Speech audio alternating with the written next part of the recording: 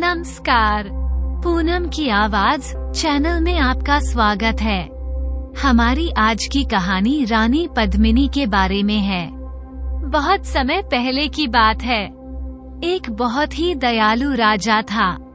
उसके 7 लड़के थे, 6 का विवाह हो गया था। 7वां लड़का अभी कुंवारा था। एक दिन वह महल में बैठा था कि उसे बड़े जोर की प्यास लगी। उसने इधर उधर देखा तो सामने से उसकी छोटी भाभी आती दिखाई दी। उसने कहा, भाभी मुझे एक गिलास पानी दे दो। भाभी ने इसे अपना अपमान समझा कि महल में इतने नौकर चाकर होते हुए भी सबसे छोटे राजकुमार की मुझे पानी मांगने की हिम्मत कैसे हुई। उन्होंने व्यंग्य भरे स्वर में कहा कि तुम्हारा इतना ऊंचा दिमाग है तो जाओ और रानी पद्मिनी को ले आओ। राजकुमार ने ये सुन तो उसका पर एकदम चढ़ गया। राजकुमार बोला कि ठीक है, जब तक मैं रानी पद्मिनी को नहीं ले आऊंगा तब तक मैं इस घर का एंजल ग्रहण नहीं करूंगा। बात छोटी सी थी, लेकिन दोनों के अहंकार के कारण उसने उग्र रूप धारण कर लिया। रानी पद्मिनी कल कोसों दूर रहती थी। वहां पहुंचना आसान न था। रास्ता बड़ा दूभर था। रास्ते में जंगल, पहाड़, नदी, नाले, समुद्र, ना जाने क्या क्या रास्ते में पड़ते थे, किंतु राजकुमार तो रानी पद्मिनी को लाने का संकल्प कर चुका था। उसका वह संकल्प पत्थर की लकीर के समान था। उसने तत्काल वजीर के लड़के को बुलवाया और उसे सारी बात कर दो। घोड़े तैयार करवाने को कहा। वजीर के लड़के ने उसे बार बार समझाया कि रानी पद्मिनी तक पहुंचना बहुत मुश्किल है, परंतु राजकुमार अपने हाथ पर अड़ा रहा। उसने कहा कि चाहे जो कुछ भी हो जाए, मैं रानी पद्मिनी के बिना इस महल में पर नहीं रखूंगा। 2 घोड़े तैयार किए गए। रास्ते के लिए खाने पीने के सामान की व्यवस्था की गई और राजकुमार तथा वजीर का लड़का रानी पद्मिनी की खोज में निकल पड़े। उन्होंने पता लगाया तो मालूम हुआ कि रानी पद्मिनी सिंगल द्वीप में रहती है, जहां पहुंचने के लिए सागर पार करना होता है। फिर रानी का महल चारों ओर से राक्षसों से घिरा रहता है। उनकी किलेबंदी को तोड़कर महल में प्रवेश पाना संभव है। वजीर के लड़के ने एक बार फिर राजकुमार को समझाया कि वह अपनी प्रतिज्ञा तोड़ दे, अपनी जान को जोखिम में ना डाले, किंतु राजकुमार ने कहा कि जब एक बार तीर तरकश से छूट जाता है तो वापस नहीं आता। मैं तो अपने वचन को पूरा करके ही रहूंगा। वजीर का लड़का चुप रह गया। दोनों अपने अपने घोड़े पर सवार होकर रवाना हो गए। दोपहर को उन्होंने एक अमराई में डेरा डाला, खाना खाया, थोड़ी देर आराम किया। उसके बाद आगे बढ़ गए। चलते चलते दिन ढलने लगा। वो धूली की बेला आई। इसी समय उन्हें सामने एक बहुत बड़ा बाग दिखाई दिया। राजकुमार ने कहा कि आज की रात इस बैग में बिताकर कल तड़के आगे चल पड़ेंगे। बाग का फाटक खुला था और वहां कोई चौकीदार या रक्षक नहीं था। वजीर के लड़के ने उधर निगाह डालकर कहा कि मुझे तो जहां कोई खतरा दिखाई देता है। हम लोग जहां न रखकर आगे के ही और रखेंगे तो अच्छा होगा। उसकी बात सुनकर राजकुमार हंस पड़ा। वो बोला कि तुम बड़े डरपोक हो, जहां क्या खतरा हो सकता है, देखते नहीं कि कितना हरा भारत सुंदर बाग है। वजीर के लड़के ने कहा कि आप माने ना माने, मुझे तो लग रहा है कि जहां कोई भेद छिपा है। राजकुमार ने उसकी एक ना सुनी और अपने घोड़े को फाटक के अंदर बढ़ा दिया। बेचारा वीर का लड़का भी उसके पीछे पीछे बाग में चला गया। जो ही भी अंदर पहुँचे कि बाग का फाटक अपने आप बंद हो गया। राजकुमार और बिज के लड़के की ऐसी हालत हो गई थी कि काटो तो खून नहीं के क्या हो गया। वजीर के लड़के ने राजकुमार से कहा कि मैं आपसे कहा था ना कि जहाँ ठहरना मुनासिब नहीं है, पर आप नहीं माने, उसका नतीजा देख लिया। राजकुमार ने कहा कि वो सब छोड़ो, अब ये सोचो कि हम क्या करें। वजीर का लड़का बोला कि अब तो एक ही रास्ता है कि हम घोड़े को यहीं पेड़ों से बांध दें और किसी घने पेड़ के ऊपर चढ़कर बैठ जाएं। देखें आगे क्या होता है। दोनों ने यही किया। घोड़े पेड़ से बांधकर वे एक ऊंचे पेड़ पर चढ़ गए और चुपचाप बैठ गए। अंधेरा फैल गया, सन्नाटा छा गया। राजकुमार को नींद आने लगी। तभी उन्होंने देखा कि हवा में उड़ता कोई चला आ रहा है। दोनों कांप उठे। हवा का बैग रुकते ही वो आकृति नीचे उतरी। उसकी शक्ल देखते ही दोनों को लगा कि वे पेड़ से नीचे गिर पड़ेंगे। वह एक पारी थी। उसने नीचे खड़े होकर अपने इर्द गिर्द देखा। तभी इधर उधर से कई परियां आ गई। उनके हाथों में पानी से भरे बर्तन थे। उन्होंने वहां छिड़काव किया। वो पानी नहीं, गुलाब जल था। उसकी खुशबू से सारा बाग महक उठा। अब तो उन दोनों की नींद उड़ गई और वे आंखें गड़कर देखने लगे कि आगे व्यापारियों क्या करती हैं। हवा में उड़ती एक परी आ रही थी। उसी समय कुछ परियों और आ गई। उनके हाथों में कीमती कालीन देखते दे उन्होंने 20 कालीन विष दिए। फिर जाने क्या किया कि वो सारा मैदान रोशनी से जगमगा उठा। अब तो इन दोनों के प्राण मुंह को आ गए। उसे रोशनी में कोई भी उन्हें देख सकता था। जगमगाहट में उन्हें दिखाई दिया कि एक ओर से दूध जैसे फव्वारे चलने लगे हैं।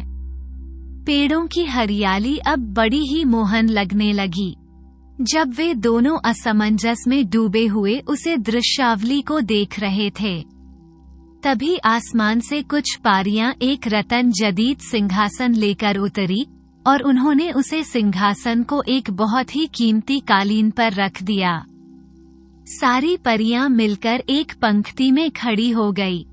राजकुमार ने अपनी आंखें ली, कहीं वो सपना तो नहीं देख रहा था। वजीर का लड़का बार बार अपने को धिक्कार रहा था कि उसने राजकुमार की बात क्यों मानी, पर अब क्या हो सकता था। आसमान में गड़गड़ाहट हुई। दोनों ने ऊपर देखा तो एक उड़न खटोला आ रहा था कि क्या राजकुमार खुशबू साया वजीर के लड़के ने अपने हाथों पर उंगली रखकर चुपचाप बैठे रहने का संकेत किया। उड़न खटोला धीरे धीरे नीचे उतरा और उसमें से सजी धजी एक परी बाहर आई। वो उन परियों की मुखिया थी। सारी परियों ने मिलकर उसका अभिवादन किया और बड़े आदर भाव से उसे सिंहासन पर आसीन कर दिया। थोड़ी देर खामोशी शायरी रही। फिर मुखिया ने ताली बजाई। एक पारी आगे बढ़कर उसके सामने खड़ी हो गई। मुखिया ने बड़ी शालीनता से कहा कि जो और उसको लेकर आओ। जो आज्ञा कहकर वो परी वाहन से चल पड़ी और इस ओर आने लगी जहां पेड़ पर राजकुमार और वजीर का लड़का बैठे थे। दोनों की जान सूख गई। वे अपने भाग्य में क्या लिख कर आए थे कि ऐसे संकट में फंस गए। परी इस पेड़ के नीचे आई और राजकुमार की इशारा करके कहा कि नीचे उतरो, हमारी राजकुमारी ने तुम्हें याद किया है। राजकुमार हिचकिचाया। उसकी हिचकिचाहट देखकर परी ने कहा कि जल्दी उतर आओ, हमारी राजकुमारी आपकी राह देख रही हैं। राजकुमार के पास अब कोई चारा नहीं था। राजकुमार पेड़ से नीचे उतरा और परी के साथ हो लिया। दोनों राजकुमारी के पास पहुँचे। राजकुमारी ने सड़क कर सिंहासन पर जगह कर दी और कहा कि आओ जहां बैठ जाओ। राजकुमार ने उसकी बात सुनी पर उसकी बैठने की हिम्मत नहीं हुई। राजकुमारी ने थोड़ी देर चुप रहकर कहा कि तुम कौन हो? राजकुमार ने धीरे से कहा कि मैं राजगढ़ के राजा का बेटा हूँ तो तुम राजकुमार हो। राजकुमारी ने मुस्कुराकर कहा। राजकुमार चुपचाप खड़ा रहा। राजकुमारी ने कहा कि देखो, जहाँ से कोसों दूर हमारा राज है, मैं वहाँ की राजकुमारी हूँ। बहुत दिनों से इंतजार कर रही थी कि कोई राजकुमार जहाँ आए, आज तुम आ गए। इतना कहकर राजकुमारी राजकुमार की ओर एकटक देखने लगी। राजकुमार को लगा कि वो बेहोश होकर गिर पड़ेगा, पर उसने अपने को संभाल राजकुमारी की मुस्कुराहट और चौड़ी हो गई। बड़े मधुर शब्दों में बोली कि तुम्हें मुझसे विवाह करना होगा। राजकुमार पर मानो बिजली गिरी। उसने कहा कि यह नहीं हो सकता। राजकुमारी ने थोड़ा कठोर होकर पूछा कि क्यों नहीं हो सकता। राजकुमार ने कहा कि मैं रानी पद्मिनी की तलाश में निकला हूँ। मैं प्रतिज्ञा की है कि जब तक वह नहीं मिल जाएगी तब तक मैं अपने महल का एंजल ग्रहण नहीं करूँगा।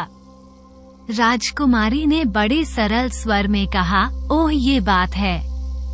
मैं ही चाहूंगी कि तुम अपनी प्रतिज्ञा को तोड़ो। प्रतिज्ञा बड़ी पवित्र होती है, उसे तोड़ना नहीं चाहिए।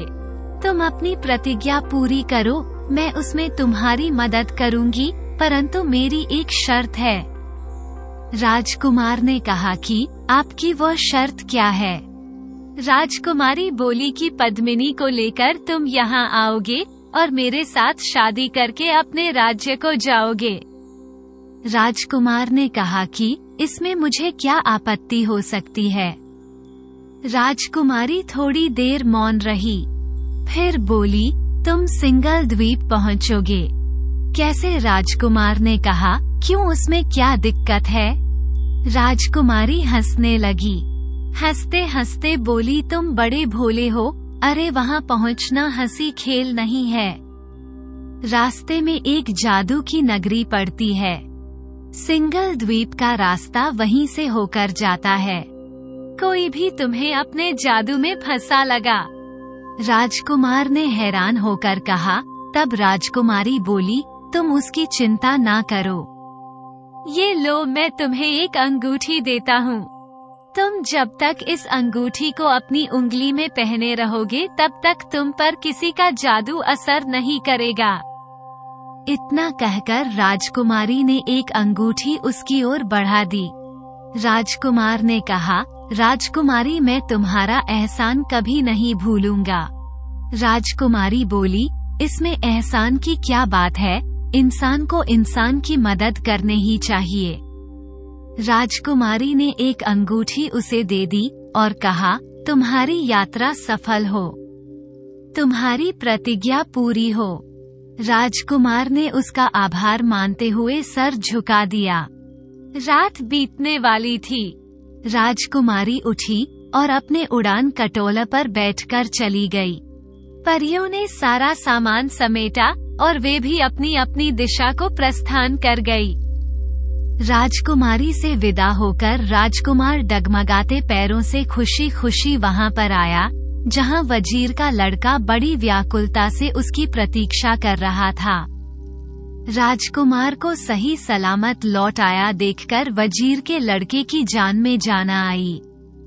वो पेड़ पर से उतरा। राजकुमार ने उसे आप वीटी सुनकर कहा, देखो, कभी कभी बुराई में से भलाई निकल आती है। फिर दोनों ने अपने अपने घोड़े तैयार किया और उन पर सवार होकर वहां से चल पड़े। जैसे ही फाटक पर आए कि वो खुल गया, दोनों फटाक से बाहर हो गए। राजकुमार ने चलते चलते कहा कि तू पहला पड़ाव था, अभी तू न जाने कितने पड़ाव और आएंगे। वजीर का लड़का गंभीर होकर बोला, जहां से तो हम राजी खुशी निकल आए, पर आगे हमें और होशियार रहना चाहिए। वे लोग उसे जादुई बैग से कुछ ही डर गए होंगे कि आसमान में काले काले बादल गिर आए। खूब जोर की वर्षा होने लगी। वे एक घर में रुक गए। दोनों रात भर के जगह थे। राजकुमार लेट गया और गहरी नींद में सो गया। वजीर के लड़के को नींद नहीं आई। वो बैठा रहा। अचानक देखा क्या है कि बराबर के कमरे से एक काला नाग आया। यह उसी का घर था। अपने घर में उन अजनबी आदमियों को देखकर वो गुस्से से आघोला हो गया। बड़े जोर की फेंक कर मारकर बैराज कुमार की ओर बढ़ा। राजकुमार तो बेखबर सो रहा था। वजीर के लड़के ने मां से तलवार निकालकर सांप पर वार किया और उसके 2 टुकड़े कर डाले। फिर तलवार से उसे एक कोने में पटक दिया। बाहर अब भी पानी पड़ रहा था। वजीर का लड़का उठकर घर के दरवाजे पर आ खड़ा हुआ। थोड़ी देर बाहर का नजारा देखा रहा। सोने लगा कि बैठे राजकुमार ने यह क्या मुसीबत मोल ले ली। अच्छा होगा कि अब भी उसकी मां फिर जाए और हम वापस लौट जाएं, पर वो राजकुमार को जानता था। वो बड़ा हाथी था जो सोच लेता था, उसे पूरा करके ही रहता था और न जाने क्या क्या विचार उसके दिमाग में चक्कर लगाते रहे। पानी थम गया तो उसने राजकुमार को जगाया। राजकुमार उठ बैठा। बोल, बड़े जोर की नींद आ गई। अगर तुम जागते नहीं तो मैं घंटे सोता रहता। तभी उसकी निगाह एक और पढ़े नाराज पर गई। वो चौंका खड़ा हो गया और विस्मित आवाज में बोल के क्या वजीर के लड़के ने सारा हाल सुनाते हुए कहा, मैं तो अच्छा हुआ कि मुझे नींद नहीं आई। अगर सो गया होता तो यह नाग हम दोनों को डस लेता और हमारा सफर यहीं खत्म हो गया होता। राजकुमार वजीर के लड़के के मुंह से सारी दास्तां सुनकर बोला, मित्र जिसे भगवान बचाता है उसे कोई नहीं मार सकता। ये भी याद रखो, हम लोग एक बड़े काम के लिए निकले हैं। जब तक वो काम पूरा नहीं हो जाएगा तब तक हमारा बाल भी बांका नहीं होगा। वजीर के लड़के ने इसका कोई जवाब नहीं दिया। दोनों ने सामान संभाल घोड़े पर जिनकई और आगे बढ़ चले। चलते चलते एक तालाब आया। सूरज सर पर आ गया था। आसमान एकदम निर्मल हो गया था। वहां मैं रुक गए, भोजन किया, थोड़ी देर विश्राम किया, फिर आगे चल दिए। आगे एक बड़ा घना जंगल था, इतना घना कि हाथ को हाथ नहीं सूझता था। उसमें जंगली जानवर निडर होकर घूमते थे। डाकू शिप रहते थे। वहां से निकलना हंसी खेलने ही था। जब उन्हें ये जानकारी मिली तो वजीर के लड़के का दिल दहल उठा। उसने राजकुमार की ओर देखा, पर राजकुमार तो जान हथेली पर लेकर महल से निकला था। उसने कहा, अगर हम इन छोटी छोटी बातों से घबरा जाएंगे तो कैसे काम चलेगा। दोनों उसे जंगल में घुसे जैसा बताया था वैसा ही उन्होंने उसे पाया। अंधियारी रात का अंधकार फैल था। आगे आगे राजकुमार और वजीर का लड़का, पीछे पीछे जानवरों की नाना प्रकार की आवाजें आ रही थी। पक्षी कलाओ कर रहे थे। वे लोग बड़ी सावधानी से आगे बढ़ रहे थे। अचानक उन्हें 2 चमची हुई आंखें दिखाई दी। राजकुमार ने अपने घोड़े को रोक लिया। खड़े होकर देखा तो सामने एक बैग खड़ा था। किस भर में उन दोनों का खात्मा हो जाने वाला था, पर मौत सामने आती है तो कर भी शूरवीर बन जाता है। वजीर के लड़के ने आव देखा न ताव घोड़े पर से कूदा और अपनी तलवार से उसे पर बड़े जोर का वार किया। राजकुमार ने भी भले से उसे पर हमला किया। बाग में ही देर हो गया। अब तो दोनों और भी चौकन्ने हो गए। बहुत से जानवर उनके पास से गुजरे, पर वे उतने खूंखार नहीं थे। घोड़े को देखकर रास्ते से हट गए। वे लोग पल भर को भी नहीं रुक। उन्हें पता नहीं चल रहा था कि वो कितना जंगल पार कर चुके हैं। सूरज ने भी वहां हार मान ली थी। उन्हें डर था कि कहीं रात ना हो जाए। रात में जंगली लोमड़ी भी शेर बन जाती है। जंगली सुअर, नील गाय, भैंस से शेर, चीते इधर उधर विचरण करने लगते हैं।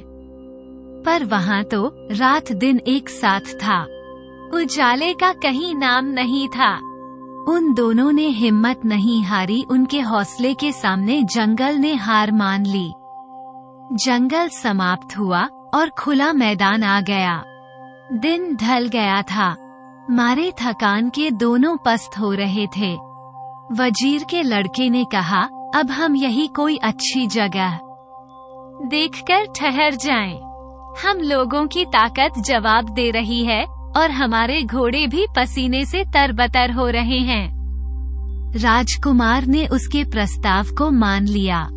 कुछ कदम आगे बढ़ने पर पेड़ों के एक झुरमुट में उन्होंने डेरा डाला। पास में कुआं था, उस पानी लेकर स्नान किया, ताजा होकर खाना खाया।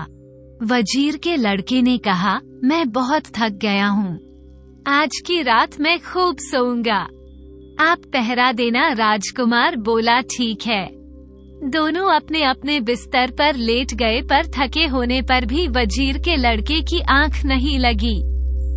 वो चुपचाप बिस्तर पर पड़ा रहा। राजकुमार थोड़ी देर चौकीदारी करके जैसे ही बिस्तर पर लेट की नींद ने आकर उसे घेर लिया, वो सो गया। वजीर के लड़के ने ये देखा तो उसे बड़ा गुस्सा आया, पर वह कर क्या सकता था। राजकुमार राजा का बेटा था और वो उसका चक्र था। राजकुमार की रक्षा करना उसका कर्तव्य था और इसी के लिए वो उसके साथ आया था। जैसे तैसे सवेरा हुआ, वजीर के लड़के ने राजकुमार को जगाया। आंखें मालता राजकुमार उठा और दिन के उजाले को रक्षा करके बोला, मैंने बहुत कोशिश की कि जागता रहूं, पर मैं इतना थक गया था कि ना चाहते हुए भी मेरी पलकें भारी हो गई और नींद ने मुझे अपनी गोद में ले लिया। वजीर के लड़के को उसे पर अब क्रोध नहीं आया, दया आई और उसने कहा, कोई बात नहीं है। फिर राजकुमार का दिल रखने के लिए मुस्कुराकर कहा, ईश्वर को धन्यवाद दो कि आज रात को कोई दुर्घटना नहीं हुई। अनजानी जगह का आखिर क्या भरोसा कि कब क्या हो जाए। तैयार होकर वे फिर आगे बढ़े। चलते काफी समय हो गया। आगे उन्हें एक नगर दिखाई दिया।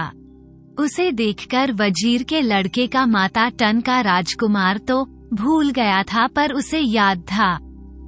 परियों की राजकुमारी ने कहा था कि रास्ते में जादू की एक नगरी पड़ेगी। ना हो, यह वही नगरी है। उसने राजकुमार से कहा, हम इस नगरी के किनारे के रास्ते से निकल चले, बस्ती में ना जाएं। राजकुमार ने तुनक कर कहा, इतने दिनों से हम जंगलों और मैदाने में घूम रहे हैं, जैसे तैसे तो एक नगर आया है और तुम रहते हो कि इससे बचकर निकल चल। नहीं, यह नहीं होगा। राजकुमार की इच्छा के आगे वजीर का लड़का झुक गया और दोनों ने नगरी में प्रवेश किया। नगरी की बनावट और सजावट को देखकर राजकुमार मुग्ध रह गया। गला वह ऐसी नगरी को देखने के आनंद से तुम वंचित होना चाहते थे। ऐसे घर, ऐसे महल, ऐसे बाग बगीचे कहाँ देखने को मिलते हैं। अपने अपने घोड़े पर सवार दोनों नगर के भीतर बढ़ते गए। अकस्मात भांति भांति के फूलों और लता गुलाम से सजे एक बगीचे को देखकर राजकुमार अपने घोड़े पर से उतर पड़ा और बगीचे की शोभा को निहारने लगा।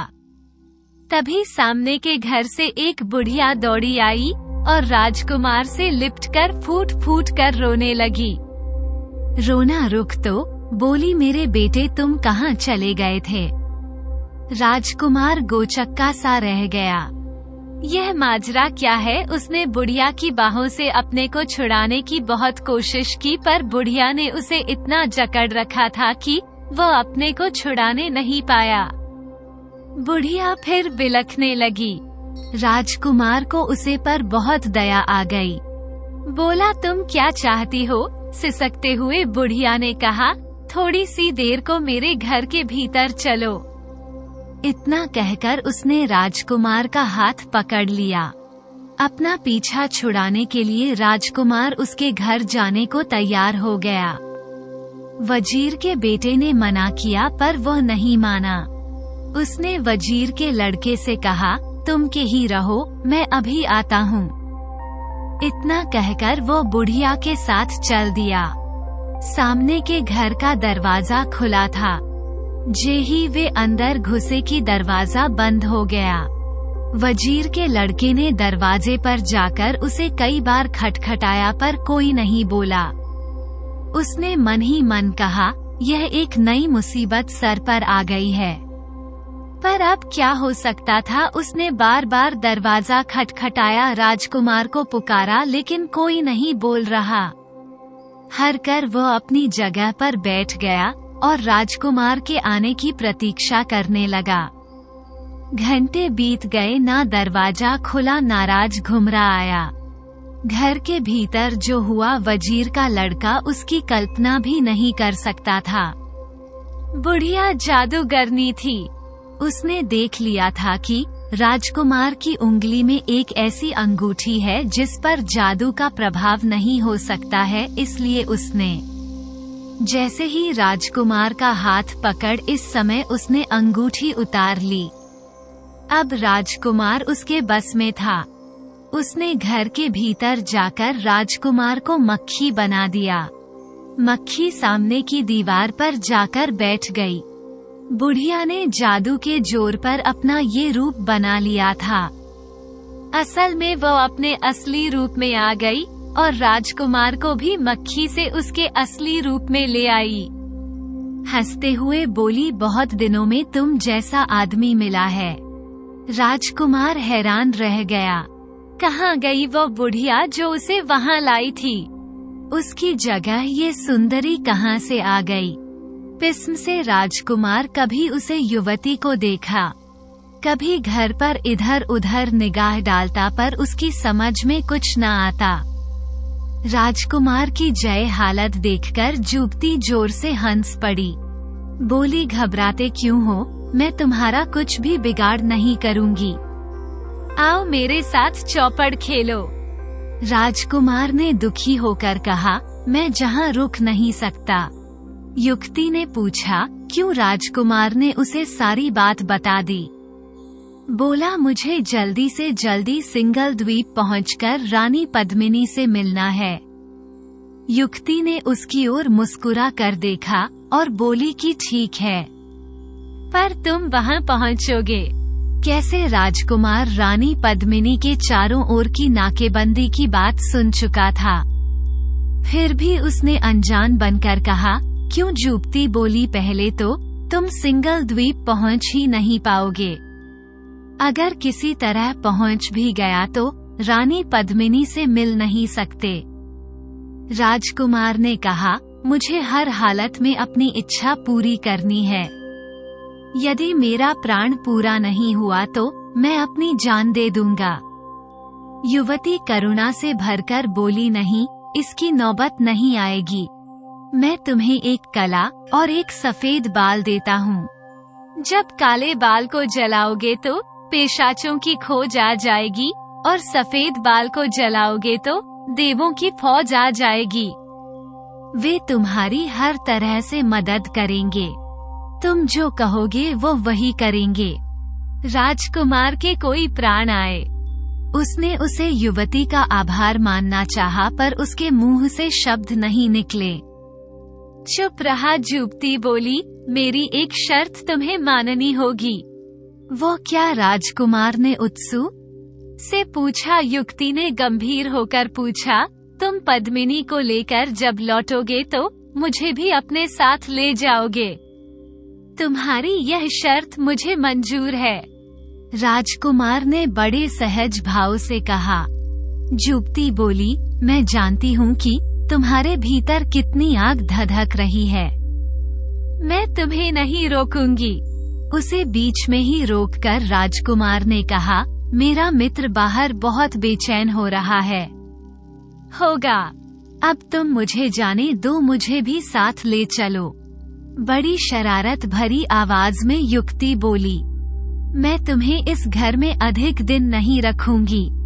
बस आज की रात, सिर्फ आज की रात तुम मेरे साथ चौपड़ खेल को। राजकुमार राजी हो गया। रात भर उसके साथ चौपड़ खेलता रहा। उसने युक्ति को बार बार हराया, पर हारकर युक्ति व्यथित नहीं हुई। उसे पता चला कि राजमार्ग की बुद्धि कितनी प्रखर है। सवेरा होने से पहले युक्ति ने उसे एक डिब्बी में 2 बोल दिए और उसकी अंगूठी लौटा दी। बोली, जो रास्ता कठिन जरूर है, पर तुम्हें सफलता मिलेगी। उसने बड़े प्यार से राजकुमार को विदा किया और उसके जाने के लिए दरवाजा खोल दिया। उसे एक रात में वजीर के लड़के की जो हालत हो गई थी, उसे वही जानता था। उसे लग रहा था कि अब राजकुमार अंदर ही फसल रहेगा, बाहर नहीं आएगा। पर सहसा दरवाजा खुला और राजकुमार बाहर आता दिखाई पड़ा तो वो अपनी आंखों पर विश्वास नहीं कर सका। उसकी जी भर गया। वो दौड़कर राजकुमार से लिपट गया और बच्चों की तरह फूट फूट कर रोने लगा। राजकुमार ने उसे ढांढस बंधाया, बोला, मित्र, घबराने की जरूरत नहीं है। जो होता है अच्छा ही होता है। इसके बाद उसने जादूगरनी की पूरी कहानी उसे का सुने और बोला कि मैं तो मानता हूँ कि आदमी का इरादा पक्का हुआ तो उसे कामयाबी मिलकर ही रहती है। उसके रास्ते में बाधाएं आती हैं, पर वे दूर हो जाती हैं। वजीर के लड़के ने कहा कि आप सही कहते हो, साधना के बिना सिद्ध नहीं मिलती। अब उन्होंने फिर आगे का रास्ता पकड़ा। उसे नगरी से निकलकर अब वे खुले मैदान में थे। इधर उधर खेतों में फसल ग रही थी। लोग अपने अपने काम में लगे थे। वे लोग चलते गए। रास्ते में खेत खलियानों के अलावा कहीं कहीं हरे भरे बगीचे मिलते, कहीं नदी नाले, पर उन सबको पार करते वे निर्विघ्न बढ़ते ही गए। रात होने से पहले उन्हें एक आश्रम मिला। उसे आश्रम के बाहर एक साधु बैठे थे। सर पर बड़ी जटाएं, लंबी दाढ़ी, घनी मूछें, भरा पूरा चेहरा। राजकुमार का मन हुआ कि रात को वहीं ठहर जाए। उसने अपने साथी से सलाह की तो वो भी राजी हो गया। राजकुमार ने तब साऊ के पास जाकर कहा कि हम मुसाफिर हैं, बहुत दूर से आ रहे हैं। यदि आपकी अनुमति हो तो रात को यहाँ ठहर जाएं, सवेरे चले जाएंगे। साधु बोले कि ये तो आश्रम है, हर कोई जहां रुक सकता है। तुम आराम से ठहरो और जब तक मन करे हमारे साथ रहो। राजकुमार को ये सुनकर बड़ी खुशी हुई। उन्होंने घोड़े को वहीं बांध दिया और आश्रम के एक कमरे में बिस्तर लगाया। खा पीकर जब बैठे तो साधु महाराज भी वहीं आ गए। बातें होने लगी। साधु बाबा बहुत पहुँचे हुए व्यक्ति थी। जब मैं बोलते थे तो ऐसा प्रतीत होता था कि मानो उनके मुख से फूल झड़ रहे हैं। उन्होंने पूछा कि तुम कहाँ से आ रहे हो, कहाँ जा रहे हो, तुम्हारी यात्रा का उद्देश्य क्या है? राजकुमार ने सारी जानकारी विस्तार से बता दी और अंत में कहा कि बाबा जी आशीर्वाद दीजिए कि हमें अपने उद्देश्य में सफलता मिले। बाबा बहाल हो उठे, बोले कि मेरा आशीर्वाद तो हमेशा सबके साथ रहता है, तुम्हारे साथ भी है, पर बस तुम्हारा काम तो आकाश से तारे तोड़ लाने के समान है। इतना कहकर बाबा चुप हो गए। फिर बोले कि मेरे यहाँ से तुम खाली हाथ नहीं जाओगे। मैं तुम्हें एक ऐसी दूंगा जिसे खाकर तुम सबको देख सकोगे, पर तुम्हें कोई नहीं देख सकेगा। बाबा उठ कर गए। लौटे तो उनके हाथ में भूत थी। उसे राजकुमार को सौंपते हुए बोले कि इसे संभाल कर रखना और किसी को मालूम मत होने देना। राजकुमार ने बाबा का आशीर्वाद मानते हुए भभूत ले ली। अब तो धीरे धीरे पद्मिनी की नाकेबंदी को बढ़ाना का रास्ता साफ होता जा रहा था। बाबा कह रहे थे कि जीवन में अपना उद्देश्य ऊंचा रखो और उसे प्राप्त करने के लिए पूरे साहस से काम लो। ये जीवन प्रभु ने हमें बड़े बड़े काम करने के लिए ही दिया है, जिनके सामने कोई ऊंचा अध्याय नहीं होता। वे छोटी छोटी चीजों में फंसे रहकर अपनी जीवन यात्रा पूरी कर देते हैं। बाबा ने विभूत की डिब्बी उसे दी। राजकुमार और वजीर का बेटा उनकी बातें बड़े ध्यान से सुन रहे थे। बाबा के मुंह से निकले एक ए शब्द के पीछे उनका विश्वास था।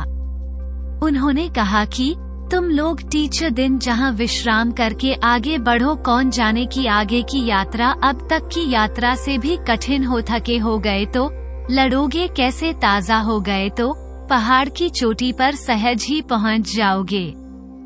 राजकुमार को जल्दी थी, उसने ठहरने में आनाकानी की, लेकिन वजीर के बेटे ने बाबा की बात मान ली। समझाने पर राजकुमार भी सहमत हो गया। वे लोग आश्रम में 4 दिन रहे। इस बीच में बाबा शाय की भांति उनके साथ रहे। उनके पास अनुभवों का अनंत भंडार था।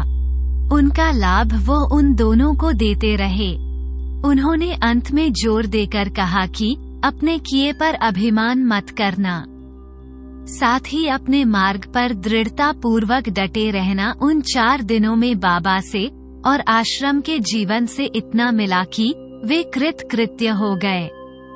अपने उद्देश्य की सफलता में अब उन्हें कोई संदेह नहीं था। आश्रम से वे बड़े तड़के रवाना हो गए। अभी उनकी मंजिल काफी दूर थी।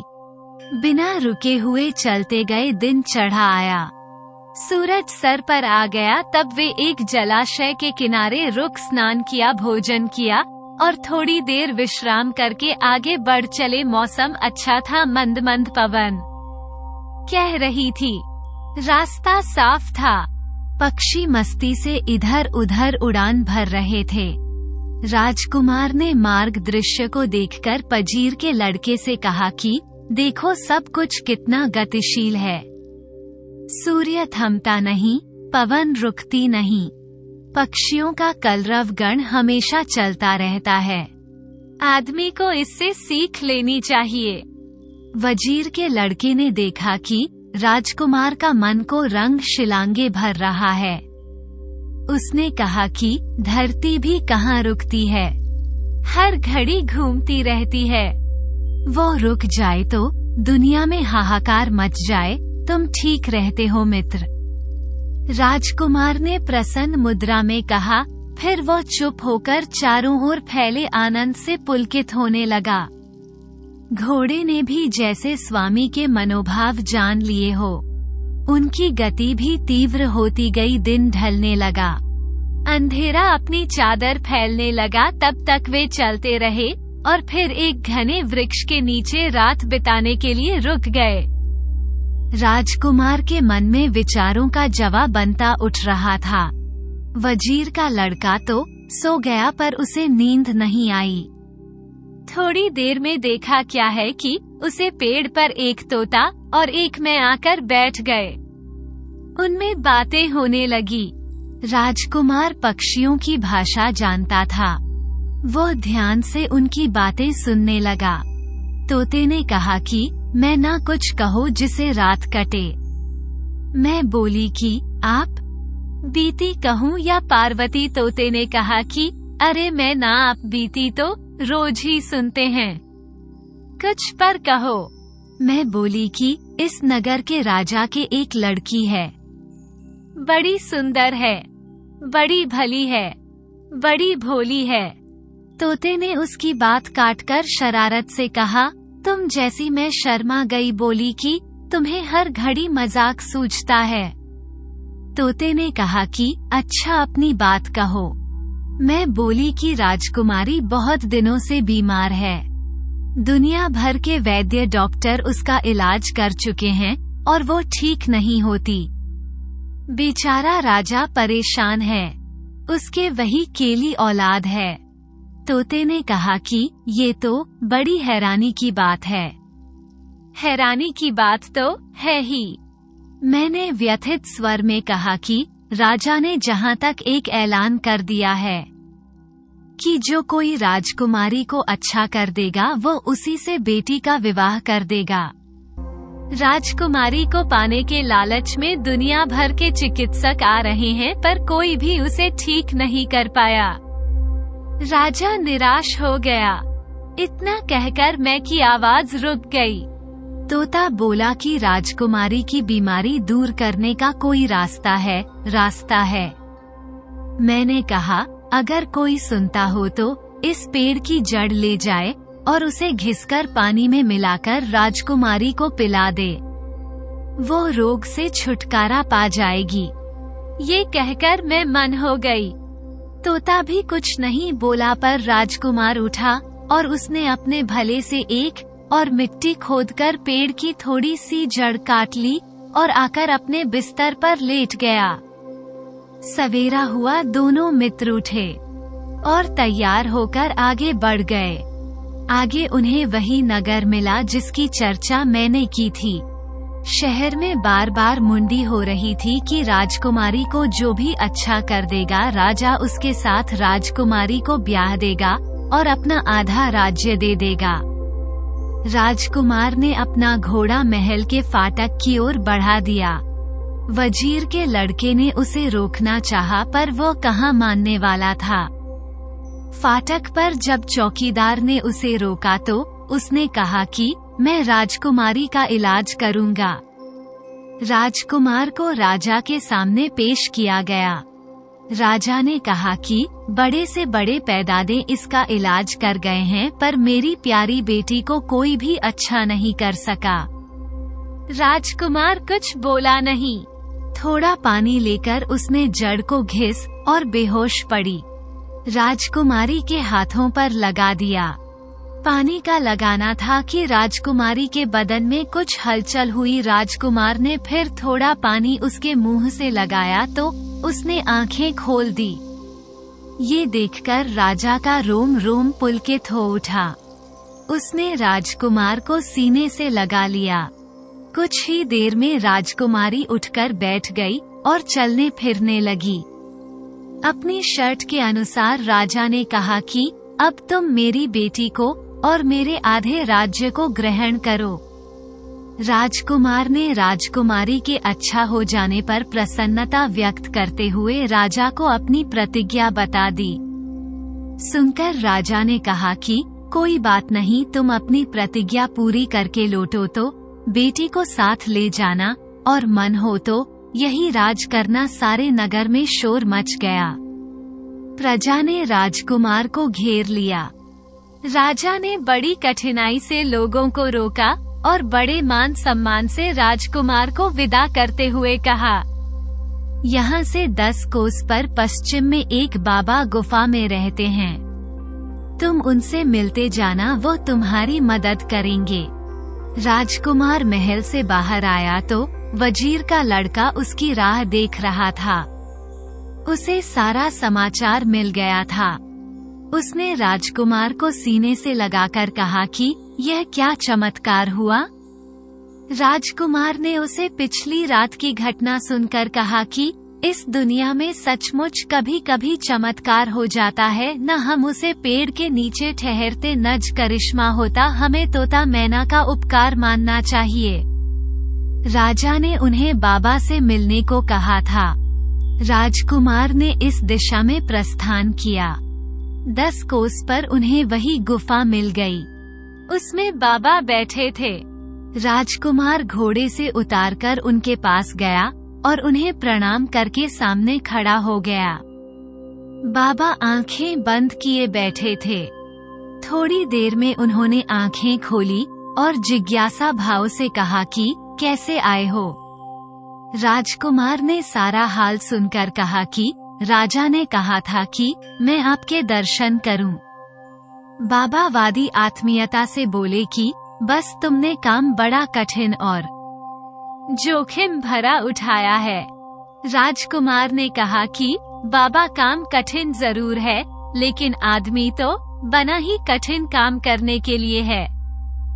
बाबा की आंखें चमक उठी और बोले कि तुमने ठीक कहा, जो कठिन काम करने से बच्चे व आदमी कैसा कुछ रुककर उन्होंने कहा कि अब तुम सिंगल द्वीप के पास आ गए हो, लेकिन वहां पहुंचने के लिए तुम्हें महासागर पार करना होगा। कैसे करोगे? राजकुमार ने कोई झिझक नहीं दिखाई। बोला कि बाबा, जो शक्ति मुझे जहां तक ले आई है वही शक्ति इस कठिनाई का रास्ता भी निकलेगा।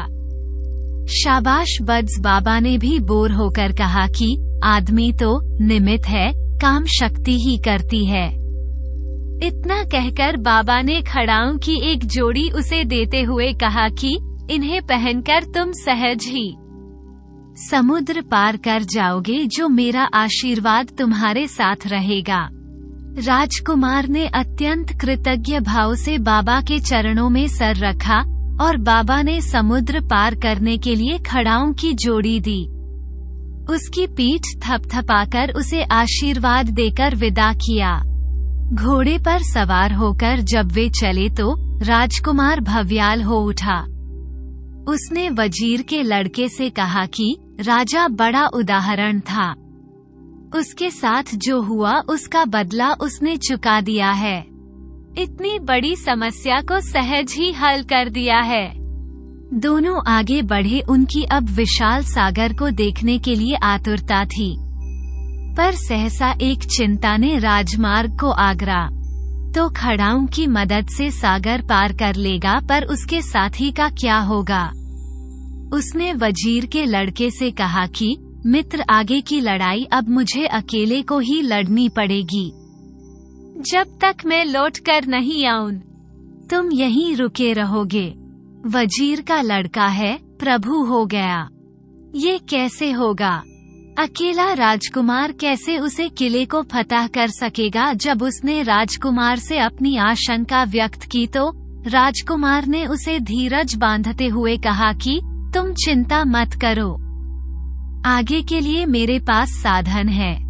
फिर इधर उधर की बातें करते हुए वे आगे बढ़ते गए। राजकुमार का मन परेशान था। वजीर का लड़का भीतर ही भीतर परेशान था। यदि राजकुमार को कुछ हो गया तो वो राजा को कैसे मुंह दिखाएगा? राजकुमार हिम्मत से आगे बढ़ रहा था, साथी का दिल बैठ रहा था।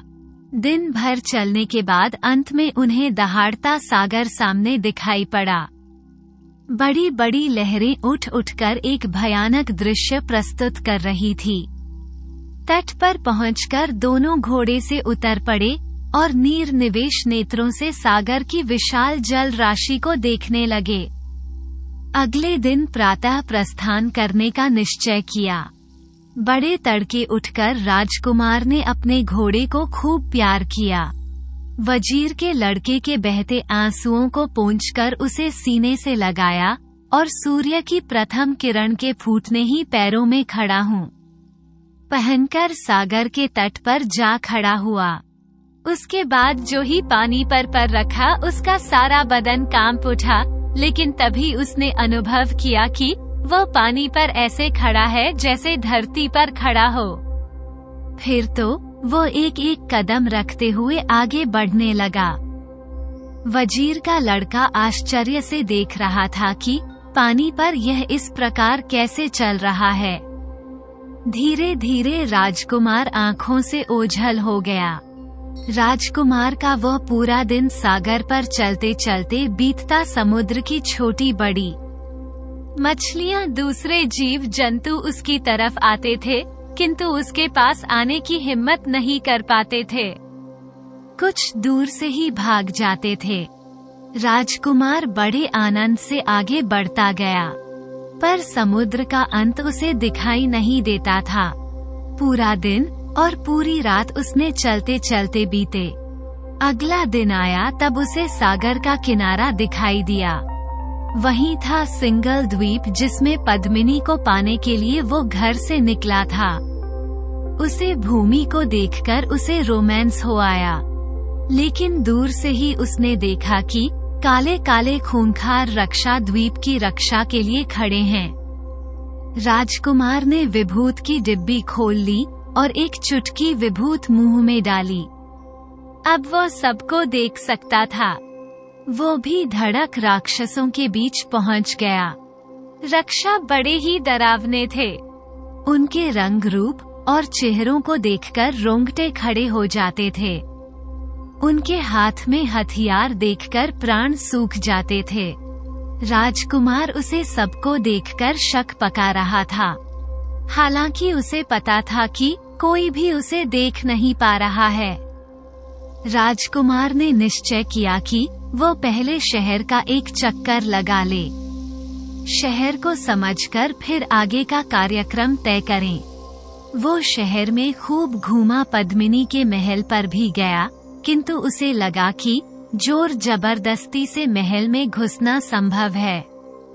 उसके लिए कोई जुगत करनी होगी। नगर इतना सुंदर और कलपूर्ण था कि अपने को भूल गया। ऐसा अनुपम नगर तो उसने पहले कभी नहीं देखा था। जगह जगह पर हरी दूब के कालीन विछे थे और रंग बिरंगे पुष्पों से सारा शहर सुशोभित और महक रहा था। कदम कदम पर गुलाब जल के फव्वारे चल रहे थे। सड़कें बड़ी साफ सुथरी थी। गंदगी का कहीं नाम भी नहीं था। बढ़िया पोशाक के पहन स्त्री पुरुष और बच्चे इधर उधर घूम रहे थे। उनका रूप बड़ा सलोना था। राजकुमार उसे सबको देखकर मुग्ध हो गया। उसे लग रहा था कि जैसे वो इंद्रपुरी में पहुंच गया है। वो घूमता रहा। साहस उसे ध्यान आया कि वो अदृश्य तो बन गया है, पर अपने असली रूप में कैसे आएगा। ये सोचकर उसका मन भी अगर हो गया। अब वह क्या करें? उसकी हैरानी बढ़ती जा रही थी कि अचानक उसे उन बाबा का ध्यान हो आया जिन्होंने विभूत की वो डिबिया दी थी। तभी उसे दिखाई दिया कि बाबा उसके सामने खड़े हैं। वह कह रहे थे कि जेल दूसरी डिबिया जिसकी भी भूत खाते ही तू अपने असली रूप में आ जाएगा। राजकुमार ने खुश होकर दूसरी डिबिया ले ली। बाबा अंतर ध्यान होते हुए कहा गए कि दूसरी डिबिया का इस्तेमाल होशियारी से करना। यदि लोगों ने देख लिया तो राक्षस तुझे कच्चा ही खा जाएंगे। अब राजकुमार ने इस बारे में सोचा कि आगे क्या करना है। सोते सचदे उसने काला और सफेद बाल निकल पहले उसने कलवल जलाया। उसे बाल का जला था कि राक्षसों की फौज आकर खड़ी हो गई। उसने आदेश दिया कि पहरे के राक्षसों का खात्मा कर दो। देखते देखते सारे राक्षस धराशायी हो गए। उसने थोड़े से राक्षसों को रोककर शेष को विदा कर दिया। इसके पश्चात उसने सफेद बाल जलाकर देवों को बुलाया। उनके आने पर उसने कहा कि समुद्र के किनारे हीरे जवाहरात तथा नाना प्रकार के आभूषणों से भरा एक जहाज खड़ा कर दो। पलक झट ही एक बड़ा ही सुंदर जहाज खड़ा हो गया। उसमें हीरे जवाहरात भरे थे और तरह तरह के आभूषण थे। आभूषण एक से बढ़कर एक थे कि सब होते ही नगर भर में खबर फैल गए कि प्रदेश से एक बहुत बड़ा सौदागर आया है। लोग अचंभे में रह गए कि ऐसा एकदम कैसे हो गया, लेकिन उनके सामने सौदागर मौजूद था और उसके पास बेशकीमती आभूषणों का भंडार था। कि खबर उड़ती उड़ती राजमहल में पहुंची। पद्मिनी ने ये सब सुन तो उसका मन मचल उठा। उसने कहा कि उसे व्यापारी को हमारे सामने लाओ। तुरंत पद्मिनी के दूत व्यापारी बन राजकुमार के पास पहुँचे और पद्मिनी का संदेश का सुनाया। राजकुमार तो के चाहता ही था। वो पद्मिनी से मिलने महल पहुंचा तो वहां के दृश्य देखा ही रह गया। सब कुछ अनूठा था। महल का द्वारा बहुत ही कल कारीगरी पूर्ण था। अंदर लता गुलाम के बीच फवारे अपनी बाहर दिखा रहे थे। महल चारों ओर से घिरा था, किंतु दूध के साथ होने के कारण उसे अंदर प्रवेश पाने में कोई कठिनाई नहीं हुई। पद्मिनी एक सजे धजे कक्षा में सिंहासन पर विराजमान थी।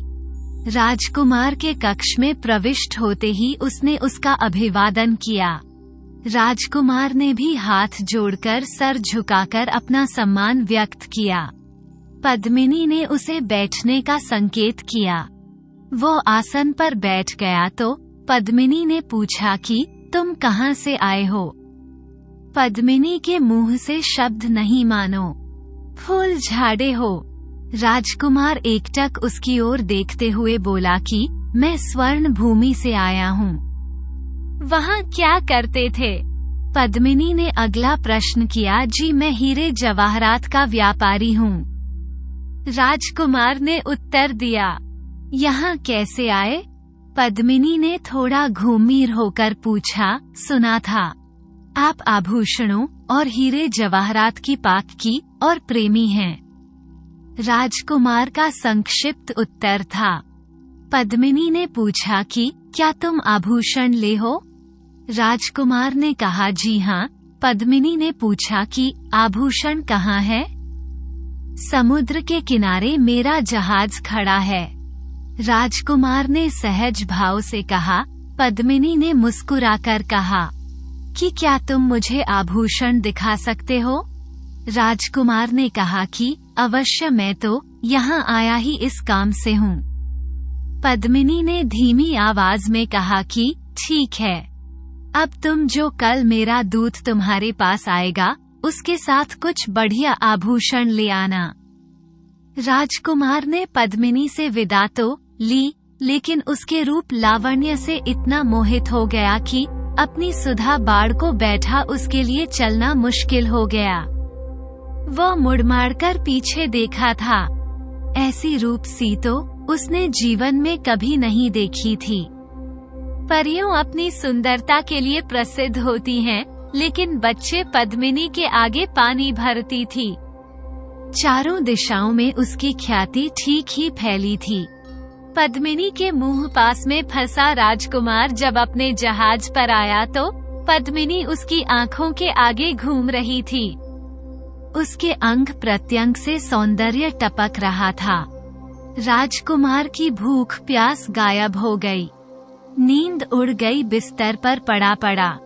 उसकी याद में वो लंबी सांस लेट रहा। तभी देखा क्या है कि खड़ाऊ वाले बाबा उसके सामने उसकी ओर देख रहे हैं। राजकुमार ने उठने की कोशिश की पर उसे उठा नहीं गया। बाबा निमिष भर चुपचाप खड़े रहे, फिर बोले कि क्या तुम यहाँ अन्न भरने के लिए आए हो? अपने उद्देश्य को भूल गए। जो अपने उद्देश्यों को भूल जाता है वो पतित हो जाता है। अब तुम आगे की सोचो और अपने काम को जल्दी से निपटाओ। ऐसी जगह देरी करना अच्छा नहीं होता। कौन जाने क्या मुसीबत सर पर आ जाए। ये चेतावनी देखकर बाबा अंतर ध्यान हो गए। राजकुमार सिर झटक कर उठ खड़ा हुआ, पर पद्मिनी की खुमारी आसानी से दूर होने वाली नहीं थी। पूरा दिन पद्मिनी की याद में बीता। रात का अंधेरा होने आया तो वो चौंक पड़ा। उसे ज्यादा आया कि अगले दिन पद्मिनी का दूत आने वाला है और उसे अच्छे आभूषण लेकर पद्मिनी के पास जाना है। उसने उठकर अलमारियां खोली और उनमें से आभूषण निकल। बात उतनी आभूषणों की नहीं थी जितनी पद्मिनी को रिझाने की थी। उसने ऐसे आभूषण चुने जिन्हें देखकर पद्मिनी रिझ उठे। के गले के काटी के पैरों के आभूषण। उसने उन आभूषणों को चुना जिन्हें अप्सराएं धारण करती हैं। इन आभूषणों का चुनाव करके उसने सोने की चेष्टा की, लेकिन एक पल को भी उसे नींद नहीं आई। वे दिन का उजाला देखने का प्रयत्न करता रहा। दिन निकलने से पहले ही वो उठकर तैयार हो गया। सवेरा हुआ, दोपहर हुई, पर कोई भी उसे लेने नहीं आया। राजकुमार ने समझ लिया कि पद्मिनी भूल गई।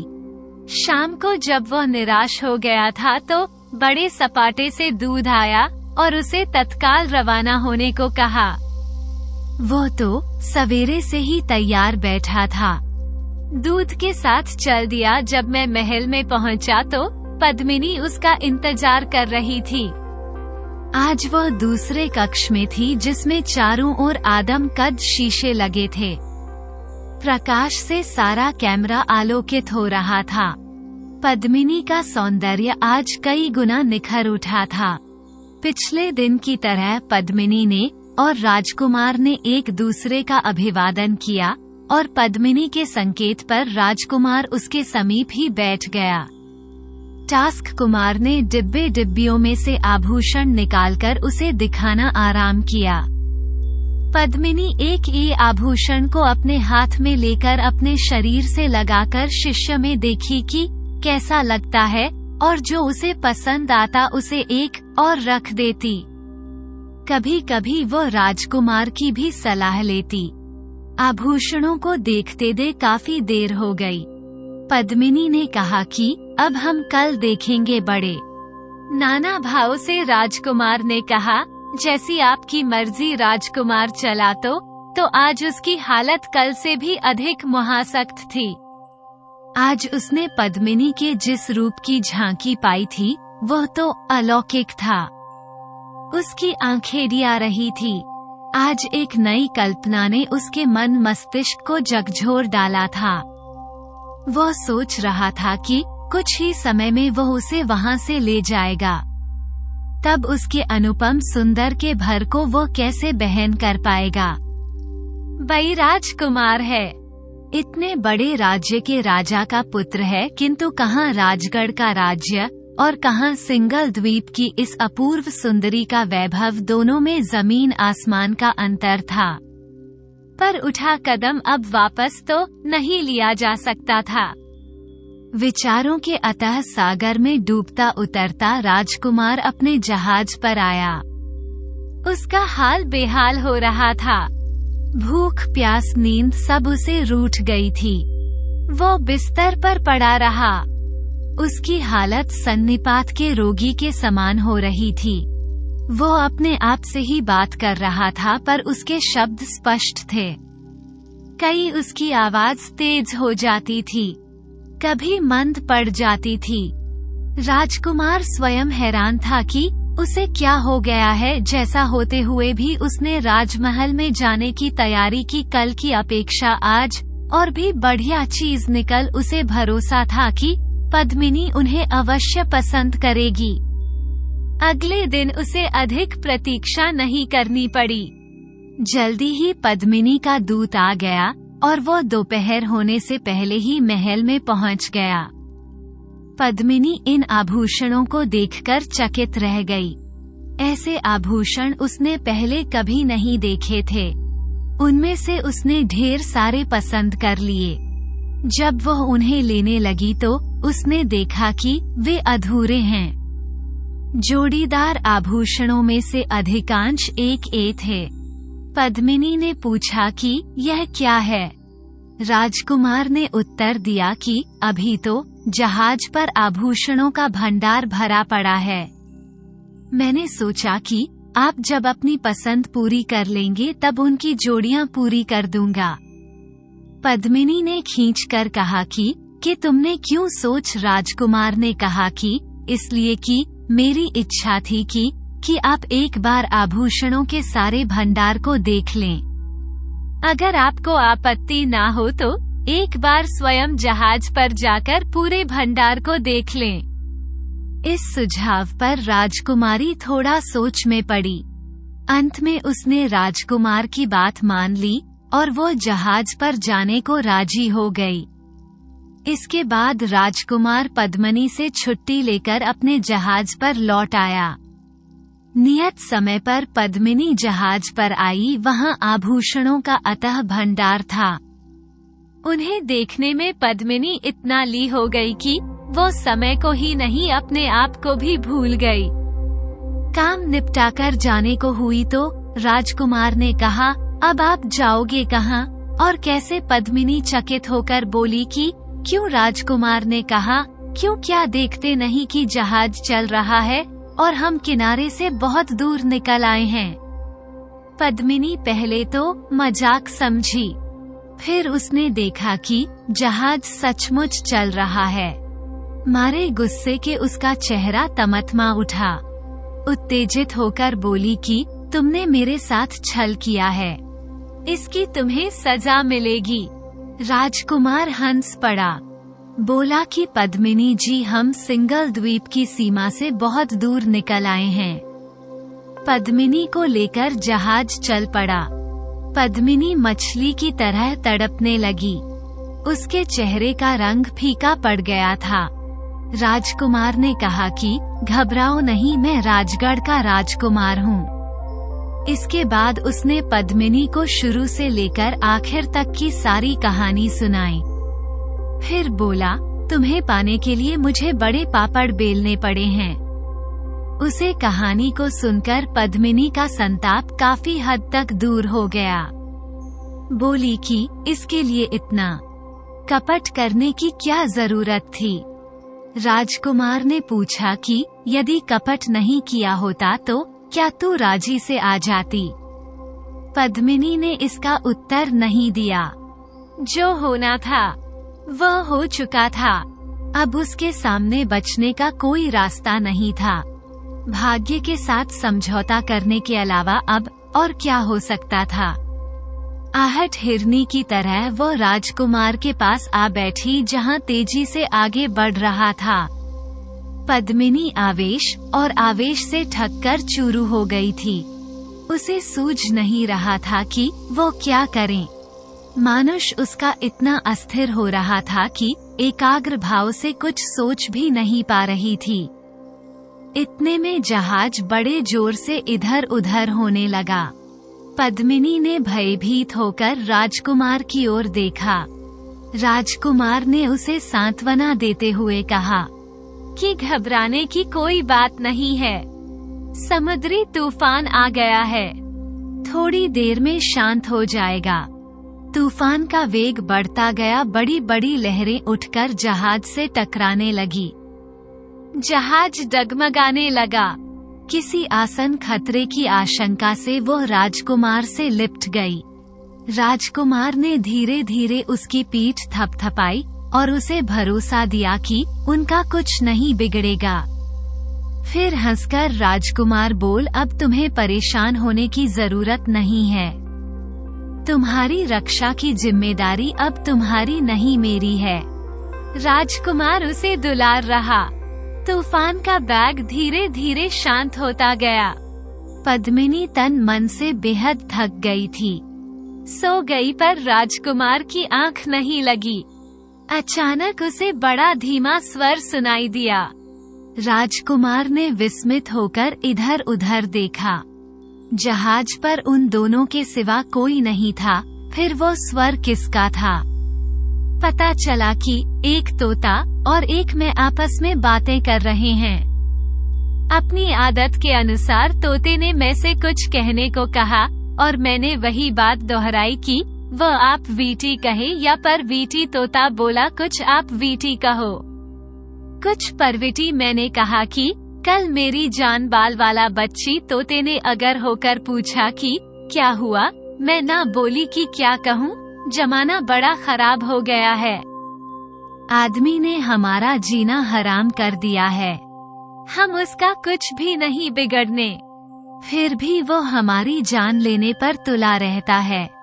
कल मैं एक पेड़ पर बैठी थी कि किसी आदमी ने मुझ पर जानलेवा हमला किया। वो तो पेड़ के पत्तों और टहनियां ने मुझे बचा लिया, नहीं तो जान जाने में कुछ कसर नहीं रही थी। तोते के मुंह से एक दीघा निवास छूटा। फिर फुसफुसाया कि जाको राखे साइयां मार सके ना कोई। मैंने खातिर होकर कहा कि मर भी जाते तो क्या अब मेरे लिए रोने वाला कौन है। बच्चे बड़े होकर जाने कहाँ चले गए, अकेली जान रह गई है। मैं सिसकने लगी। तोते ने कहा कि मैं ना इतना दुखी क्यों होती हो, जिसका कोई नहीं होता उसका भगवान होता है। फिर कुछ चुप रहकर बोला कि अब कुछ परविटी कहो। मैंने कहा कि क्या कहूँ, चारों तरफ दुख है। इस जहाज पर 2 बड़े प्यारे लोग हैं, लेकिन है मैं ना एकदम खामोश हो गई। फिर उसने कहा कि उनकी सास गिनी चुनी है बेचारे। तोता व्यथित हो उठा, बोला कि रुक रुक कर क्यों बोलती हो, साफ साफ कहो कि इन्हें क्या होने वाला है। मैंने कहा कि सवेरे के जहाज किनारे लग जाएगा, जहां वजीर का लड़का मिल जाएगा। उसने इन दोनों के ठहरने की व्यवस्था एक घर में की है। उनके ठहरने के कुछ ही देर बाद घर डा जाएगा, दोनों उसमें दब जाएंगे। तोते ने व्यथित होकर कहा कि मैं ना, ये तो बड़ा बुरा होगा। अभी इन बेचारों ने दुनिया में देखा ही क्या है, क्या उनके बचने का कोई उपाय नहीं है। मैं बोली कि उपाय के है कि यह वजीर के लड़के की बात ना माने और उसे घर में नोट ठहरे। अगर कोई सुनता हो तो गांठ बांध ले कि अगर यह उसे घर में ठहरी तो उनके प्राण किसी भी हालत में नहीं देंगे। तोते ने पूछा कि उसके बाद तो खैरियत है ना। मैंने कहा कि कहावत है कि मुसीबत कभी अकेली नहीं आती, उनकी मुसीबत यहीं खत्म नहीं हो जाती। ये जहां ठहरेंगे वहां भी एक मुसीबत इनका पीछा कर रही है। तोते ने अधीर होकर पूछा कि वो कौन सी मुसीबत है। मैं ना बोली कि सवेरे उठकर राजकुमारी जैसे ही अपने जूते में पैर डालेगी तभी उसमें बैठा सांप उसे काट लेगा। तोते के मुंह से निकला है भगवान। उसने आहत होकर पूछा कि क्या उससे बचने का कोई समाधान नहीं है। मैं बोली कि समाधान तो सब चीजों का होता है, यदि कोई सुनता हो तो वो राजकुमारी से पहले उठे और सांप को मारकर निकाल ले। अब तोते ने पूछा कि वहाँ से बचने के बाद तो फिर कोई वादा नहीं है। मैंने उत्तर दिया कि इसके बाद एक बड़ा और है। ये सुनकर तोता बोला कि हे भगवान, अभी भी वादा है, वो भी बता दो। इसके बाद मैंने बोलना शुरू किया कि ये दोनों एक उड़न खटोले में बैठेंगे। वो उड़न खटोला ऊपर जाकर खराब हो जाएगा और नीचे आगे रहेगा, उसमें ये दोनों मर जाएंगे। अब तोता बहुत दुखी होकर बोला कि तुम्हारी यह बातें सुन सुनकर मेरा दिल बैठ जा रहा है। जल्दी से बताओ कि इस आफत से बचने का कोई मार्ग है। मैंने कहा कि अगर कोई सुनता हो तो वो इन्हें उड़ान खटोले में न बैठने दे। इन सब बढ़ाव से पर जाने पर उनकी जिंदगी में आनंद ही आनंद है। तोते ने चैन की सांस ली। कुमार मैं की एक एक बात बड़े ध्यान से सुन रहा था। अपने ऊपर आने वाली आपदाओं से वो सिहर उठा, पर बचने के उपाय जानकर उसे खुशी हुई। उसने मन ही मैन का उपकार किया। सवेरा होने में अब देर नहीं थी। दोनों पक्षी उड़ गए, किनारा भी तो अब दूर नहीं था। जब जहाज की नर आकर लगा तो राजकुमार ने देखा कि वजीर का लड़का वहां उपस्थित था। राजकुमार ने पद्मिनी से उसका परिचय कराते हुए कहा कि यह मेरा साथी है। सागर की यात्रा आरंभ करने तक मेरे सुख दुख में इसने बराबर मेरा साथ दिया। वजीर का लड़का पद्मिनी को देखकर गदगद हो गया।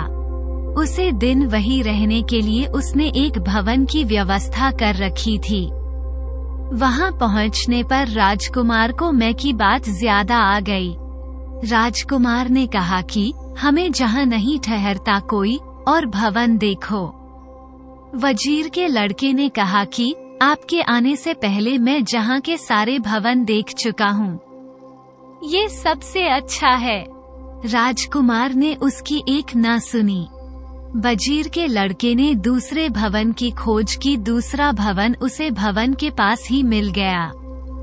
वे लोग उसमें ठहर गए। बड़ी देर तक राजकुमार उसे अपनी कहानी सुनाता रहा। फिर वे सो गए। आधी रात के बाद जोर की गड़गड़ाहट हुई। वजीर का लड़का उठकर बाहर आया तो देखा कि पहले भवन गिरकर मिट्टी में मिल गया है। उसने राजकुमार की दूरंदेशी की भूरी भरी प्रशंसा की। पद्मिनी तो सो गई, लेकिन राजकुमार रात भर तारे गिनता रहा। भोर होने से पहले देखा क्या है कि एक काला विषैला सांप आया और कुंडली मारकर पद्मिनी के जूते में बैठ गया।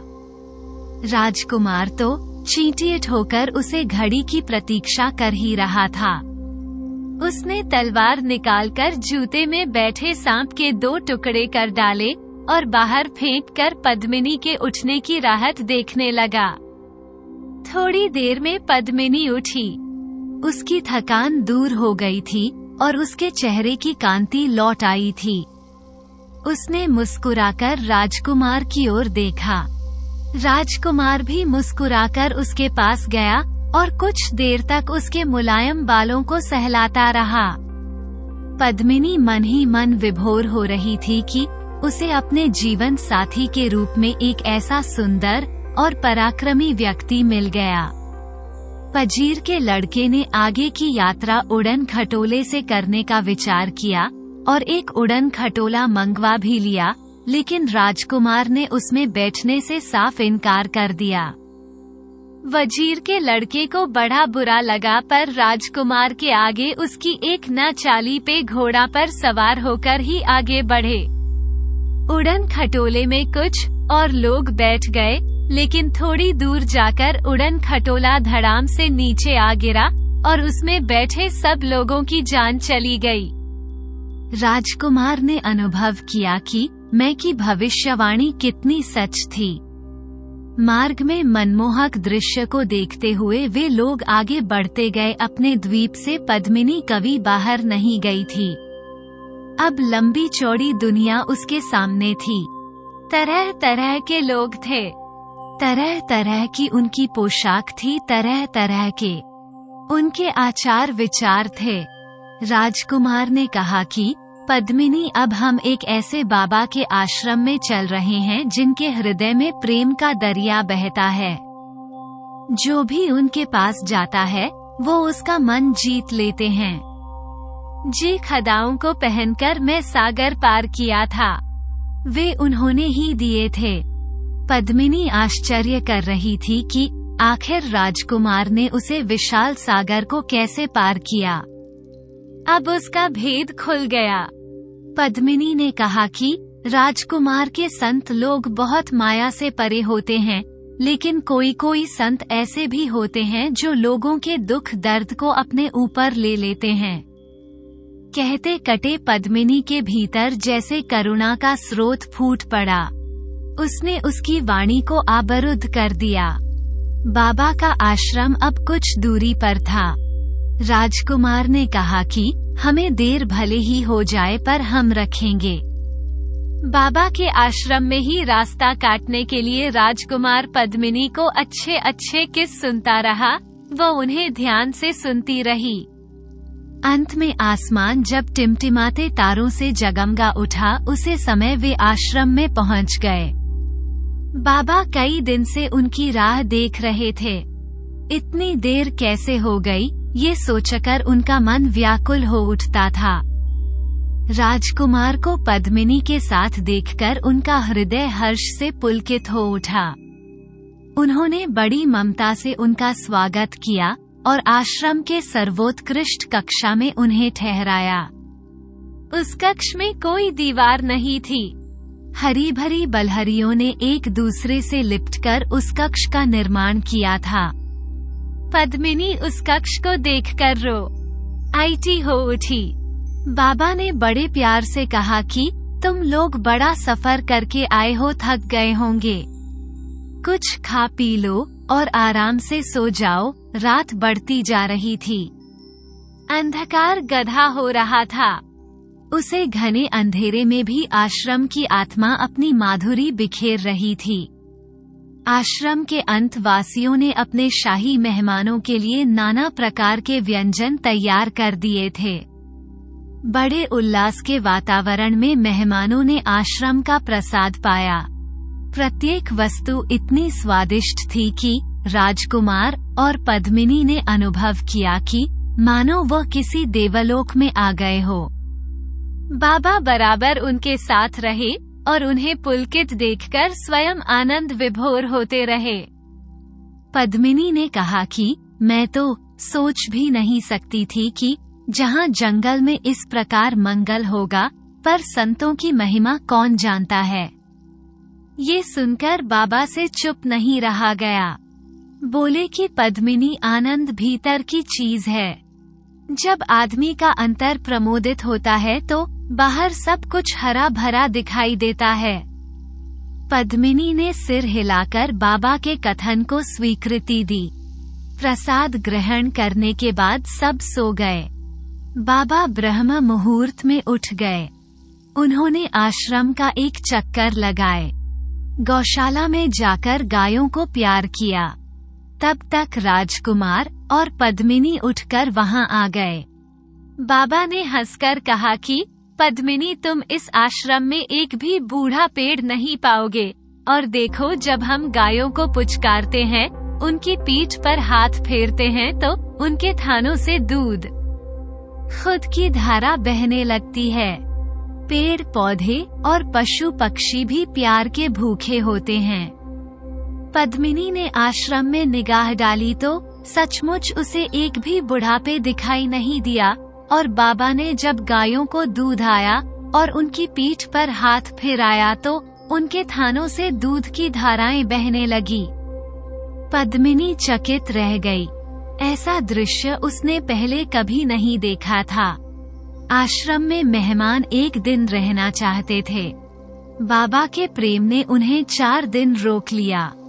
वहाँ के वातावरण में पद्मिनी का मन इतना राम गया कि जब विदा होने का समय आया तो वो रोने लगी। बाबा का दिल भी भर आया। उन्होंने कहा कि पद्मिनी, आश्रम तुम्हारा है, जब जी में आए फिर आ जाना। राजकुमार ने बाबा को खड़ाऊ लुटा दिए और उनका आशीर्वाद लेकर आगे बढ़ चला। राजगढ़ अभी बहुत दूर था। बाबा के आश्रम से निकलते ही अचानक राजकुमार को उसे राजकन्या का ध्यान आया, जिसे उसने वृक्ष की जड़ से रोग मुक्त किया था।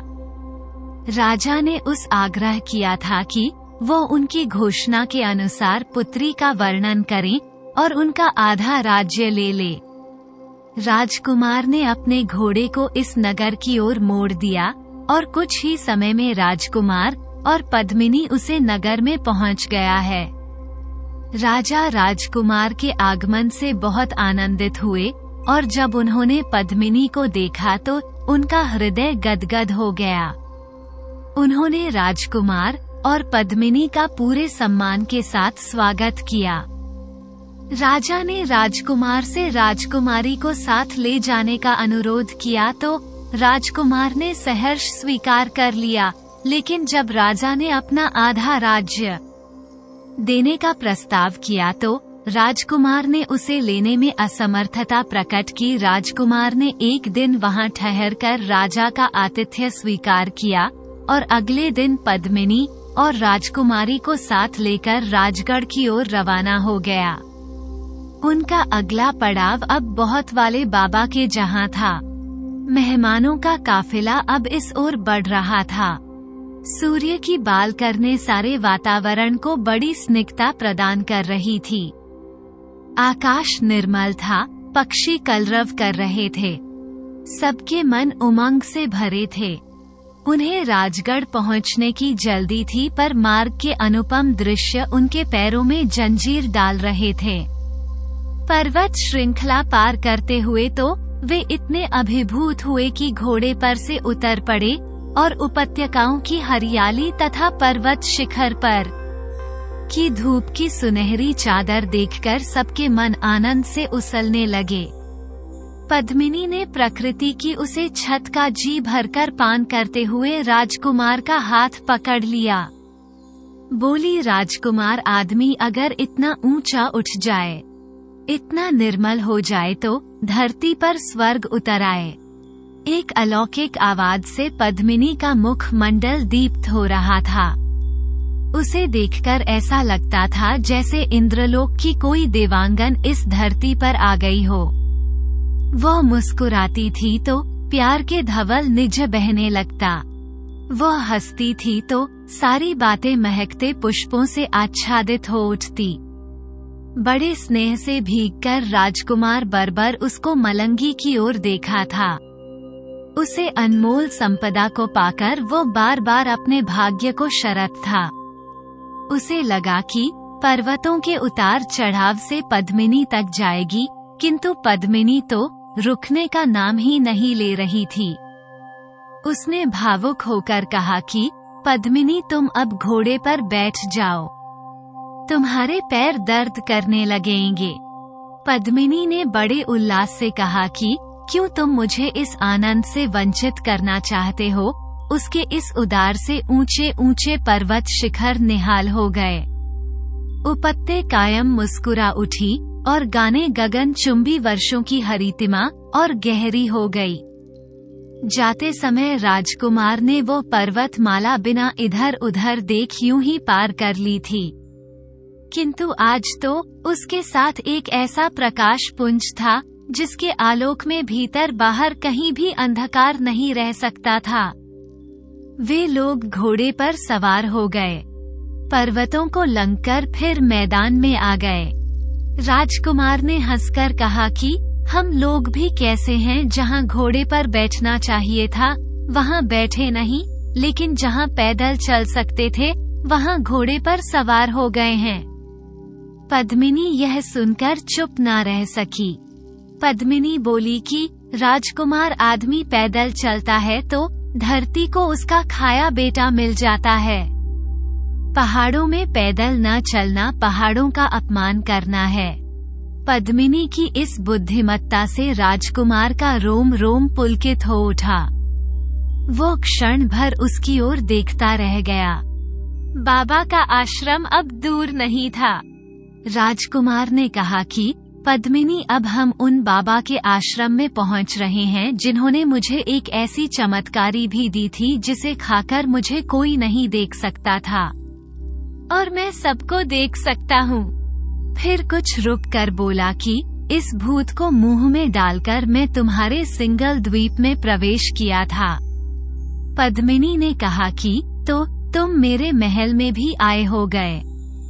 राजकुमार बोल नहीं, मैं तुम्हारे महल को बाहर से देखा था। राजकुमारी ने थोड़ा बेगाड़ होकर पूछा कि भीतर क्यों नहीं आए। राजकुमार बोला कि मैं महल में जाना चाहता था, लेकिन जाने क्या सोचकर मुझे डर लगा, फाटक बंद था, खोलने की हिम्मत नहीं हुई। नगर का एक चक्कर लगाकर लौट आया। तभी मुझे अचानक ध्यान आया कि मैं अदृश्य तो हो गया हूँ और अपने असली रूप में कैसे आऊंगा, जब मैं इसी चिंता में डूबा था कि यही बाबा सामने आ खड़े हुए। मैंने उन्हें अपनी चिंता बताई तो उन्होंने विभूत की एक डिब्बी और दी और कहा कि इस खाओगे तो अपने असली रूप में आ जाओगे। ये कहकर बाबा अंतर्ध्या हो गए। पद्मिनी यह सुनकर हंस पड़ी। बाबा का आश्रम आ गया। आश्रम से कुछ दूर वे घोड़े से उतर गए और पैदल वहां पहुंचे। बाबा आश्रम के पौधों को पानी पिला रहे थे। राजकुमार और उसके साथ एक गौरांग महिला को देखकर समझ गए कि वही पद्मिनी है। एक दूसरी राजकुमारी और थी। बड़ी आत्मीयता से उन्होंने उनका स्वागत किया और अंदर आश्रम में ले गए। साधु संतों के प्रति पद्मिनी के मन में सदा से बड़े आदर सम्मान की भावना रही थी। वो बार बार बाबा के तेजस्वी चेहरे को देखी थी। उनके सानिध्य में सारा आश्रम बड़ा भाव लग रहा था। पद्मिनी ने उलट होकर सांस ली और अपने आसन पर बैठकर आश्रम की एक एक चीज को निहारने लगी। थोड़ी देर में बाबा के भक्तगण आ गए। वे मेहमानों को देखकर चले गए और थोड़ी देर में सुगंधित रंग बिरंगे पुष्पों की मंजूषा ले। उन पुष्पों का उपहार पाकर मेहमान आनंद भिगोर हो उठे। बाबा ने कहा कि यही हमारी संपदा है। बाबा की इस निश्चल व्यवहार से पद्मिनी ने सिर झुकाकर बाबा के चरणों में प्रणाम किया। बोली कि बाबा, इससे अधिक मूल्यवान धन दौलत और क्या होगी। जाते समय राजकुमार ने उसे आश्रम को सरसरी निगाह से देखा। आज जी भरकर देखा पद्मिनी साथ थी। इससे उसे और भी आनंद आया। आश्रम की हर चीज से प्रेम टपक रहा था। वह एक लौकिक संसार था। विषाद का वहाँ नाम नहीं था। उल्लास ही उल्लास था। राजकुमार ने कहा कि पद्मा ने ऐसे ही हमारे प्राचीन तपोवन रहे होंगे और ऐसे होंगे। उनके संचालक बाबा को देखो, लगता है उनके भीतर अमृत भरा है। पद्मिनी तो ऐसा पहले से ही अनुभव कर रही थी। वो तो मानो अमृत से भरे सरोवर में अब गहन कर रही थी। आश्रम में वे 3 दिन रहे। उसे धर्मालय को छोड़ने का उनका मन नहीं हो रहा था, पर राजगढ़ का मार्ग बड़ी बेचैनी से उनकी बात जो रहा था। बाबा कुछ दूर तक उनके साथ आए और आश्रम के जलाशय पर उन्हें आशीर्वाद देकर चले गए। जाते जाते कहा गए कि किसी जमाने में कान ऋषि ने इसी प्रकार राजा दुष्यंत को अपने से विदाई दी थी। उनका मार्ग अभी निरापद नहीं था। कुछ रुकावटें और थी जिन्हें राजगढ़ पहुंचने से पहले पर करना था। अब आने वाली थी जादू नगरी। राजकुमार ने चुपचाप उंगली की अंगूठी देखी। उसे अचानक विचार आया कि यह अंगूठी उसकी तो रक्षा कर लेगी, लेकिन यदि पद्मिनी के सामने कोई संकट आ गया तो क्या होगा। उसने माँ को समझाया कि अब तक की सारी बढ़ाएं दूर होती गई हैं, तो आगे की बढ़ाएं उसका कुछ भी बिगाड़ नहीं सकती। वे लोग आगे बढ़ते गए। काफी चलने पर जब बस्ती की इमारतें दिखाई देने लगी तो राजकुमार ने कहा, ये को आगे वह नगरी जहाँ मैं एक रात बिताई थी। उसने उसे सारी बात बता दी। सुनकर पद्मिनी के चेहरे का रंग पीक पड़ गया। ये देखकर राजकुमार ने कहा कि पद्मिनी, डरने की कोई बात नहीं है, तुमने निश्चिंत रहो। नगरी में घुसकर वे सब जादू करने के घर पर गए। आज उसे घर के बाहर बुढ़िया नहीं झुकते। मिली राजकुमार को देखते ही दौड़कर उसके पास आ गई। उसका चेहरा खिल रहा था। बोली कि मैं कब से तुम्हारी राह देख रही थी। फिर उसने पद्मिनी की ओर देखकर कहा कि वहाँ यही है पद्मिनी की, आओ बहन अपने घर में आओ। दूसरी राजकुमारी का भी उसने सम्मान किया। वो उन्हें बड़े प्यार और आधार से अंदर ले गए। घर के ठाठ बाट देखकर पद्मिनी का सारा भाई काफूर हो गया। वहाँ डरावना कुछ नहीं था। एक आरामदेह पलंग पर उसने राजकुमार और पद्मिनी को बिठा दिया।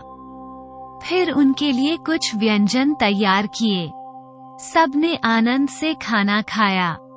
राजकुमार को अचंभा हो रहा था कि जब जहाँ बंदी बनाकर रहा था तब ये घर कैसा था और यहाँ का वातावरण कैसा था। आज जहाँ सब कुछ बदल गया था, वह महल जैसा था। भोजन करके युवती ने कहा कि आप लोग थके होंगे, रात भर विश्राम कर लो। कल बड़े तड़के हम लोग यहाँ से रवाना हो जाएंगे।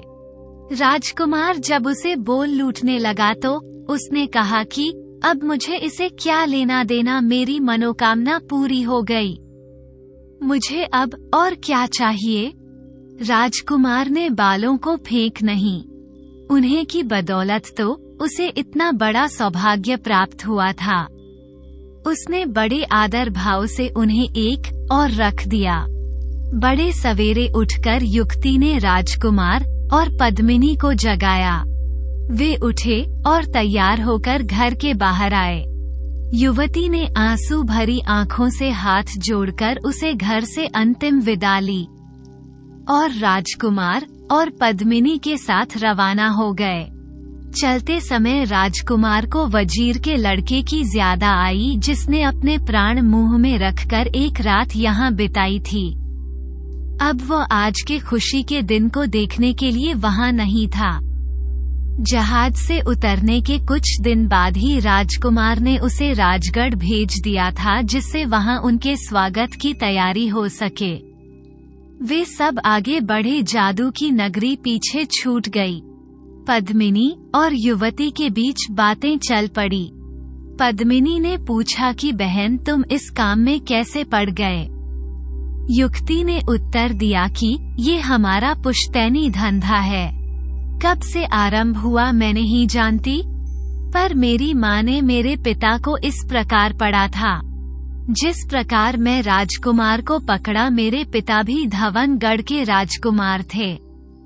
मेरी माँ को सिद्धि प्राप्त थी कि आदमी को जो चाहे वो बना दे। सबसे आसान आदमी को मक्खी बनाकर रखना था।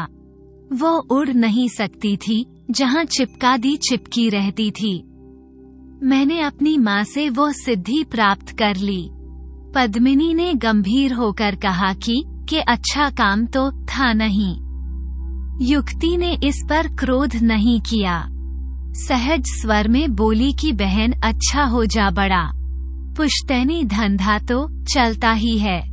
फिर वो थोड़ी चुप रहकर बोली कि तुम विश्वास नहीं करोगी, पर यह सच है कि मुझे भी वो काम अच्छा नहीं लगता था। रूप बदलते ही आदमी का शरीर सूख जाता था, उसका तेज मंद पड़ जाता था, जब तक वो वहाँ से निकल भागने का इरादा छोड़ नहीं देता था। हम भी अपने काम से बाज नहीं आते थे। मैं उन्हें कुत्ता बना देती थी। बेचारे दिन भर भगते रहते थे। अगर तुम उनकी हालत देखी तो तुम्हारा कलेजा बैठ जाता, पर हम लोगों की दया ममता तो मर गई थी।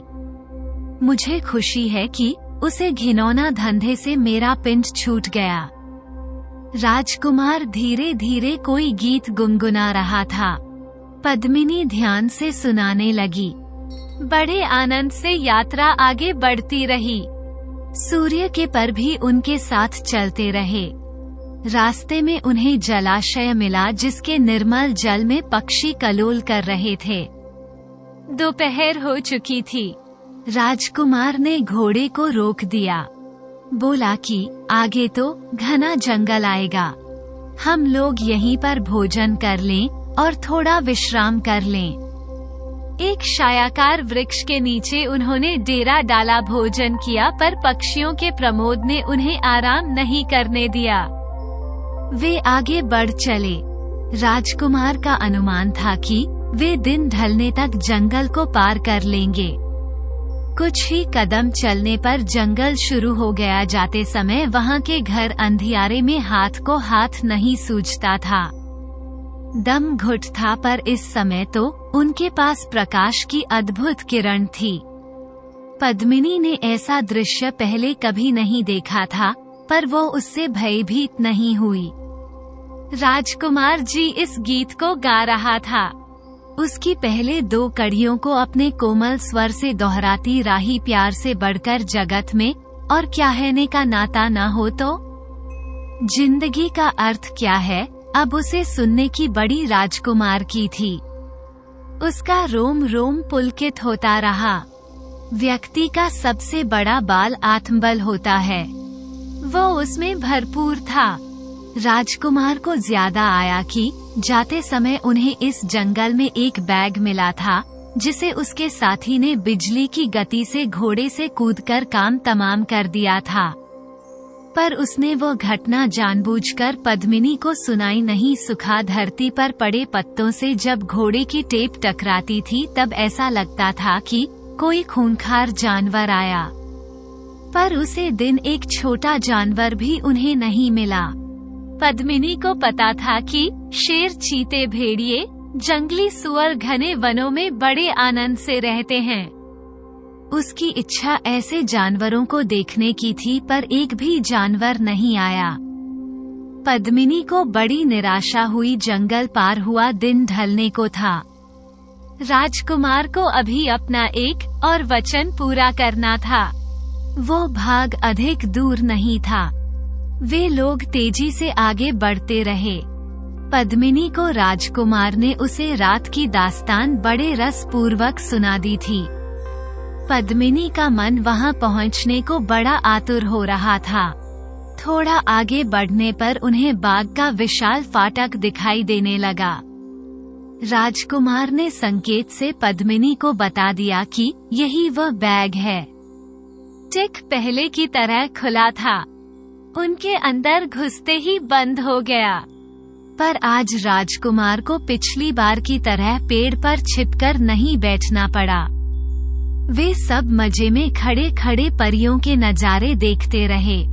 राजकुमारी जब सिंहासन पर आसीन हुई तो राजकुमार अपने आप पद्मिनी और दोनों अन्य सुंदरियों को लेकर उसके सामने जाकर खड़ा हुआ। उन्हें देखकर राजकुमारी का रोम रोम हर्षित हो उठा। अब वो उसके लिए कोई अजनबी राजकुमार नहीं था, उसके जीवन का एक अंग था। राजकुमारी ने पद्मिनी को तत्काल पहचान लिया। बोली कि पद्मिनी बहन, तुम मेरे पास आ जाओ।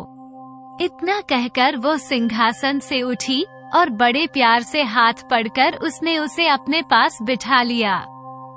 इसी बीच राजकुमार ने दूसरी राजकुमारी का परिचय कर दिया। राजकुमारी ने उनका भी स्वागत किया। वो बैग अब उन विशेष मेहमानों की उपस्थिति से कई गुना जगमगा उठा। राजकुमारी ने उनके ठहरने की व्यवस्था कर दी। उसने राजकुमार से कहा कि मुझसे मिलने और मुझे विदा देने के लिए मेरी सखियां बहुत आतुर हैं।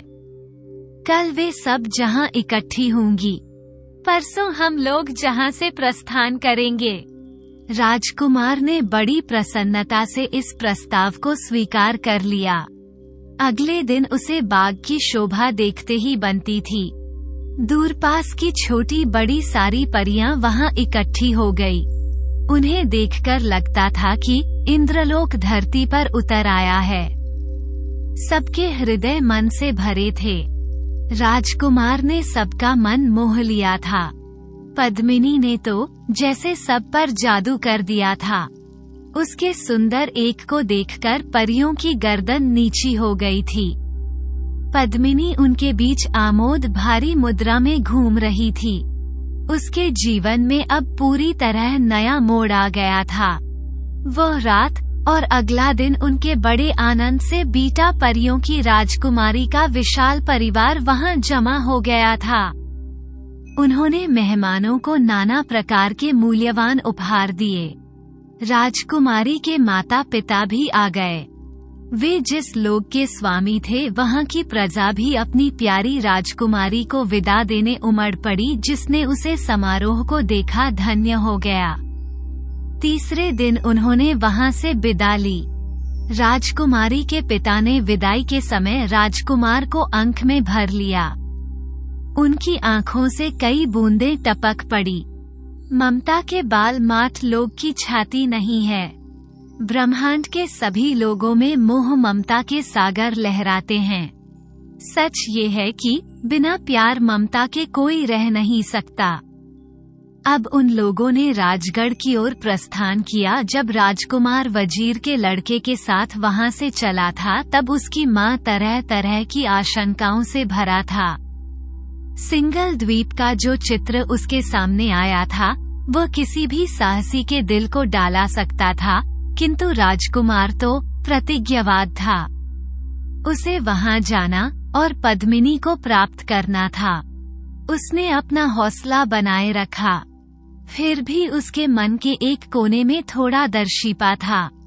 वो वहां कैसे पहुंचेगा, किंतु उसके बंद रास्ते एक के बाद एक खुलते गए। उसकी प्रतिज्ञा पूर्ण हुई। उसे वह बेशकीमती रतन मिल गया जिसे पाना बड़े भारी सौभाग्य की बात थी। पूरी टोली उत्साह से भरकर अपने गंतव्य की ओर जा रही थी। राजकुमार के आनंद की सीमा नहीं थी। कहावत है कि जीवन की सबसे बड़ी उपलब्धि सफलता है। यदि सफलता नहीं मिलती तो व्यक्ति अनुभव करता है कि वो पराजित हो गया। राजकुमार ने पद्मिनी को लाने की प्रतिज्ञा की थी। उसका सिंगल द्वीप पहुंच जाना और एक अभेद्य दुर्ग को भेदकर पद्मिनी को ले आना आश्चर्यजनक उपलब्धि थी। सबसे छोटा होने के कारण वो राजा का सबसे लाडला बेटा था। उसके चले जाने और इतने दिन कोई खोज खबर न मिलने पर उनकी क्या हालत हुई होगी। कहीं कुछ अनहोनी न हो गई हो। राजगढ़ अभी दूर है। उसके पिता सकुशल हैं जी, भाभी के कारण उसे इतने दिन का देश निकाला मिला था। प्यावी ऐसा आनंद होगी। उसके मन में उनके प्रति आक्रोश शांत हो गया था। कृतज्ञ का भाव उमड़ आया था।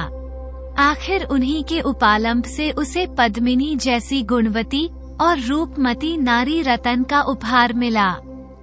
राजकुमार को विचार मगन देखकर पद्मिनी ने मुस्कुराकर पूछ की, क्यों, क्या सोच रहे हो?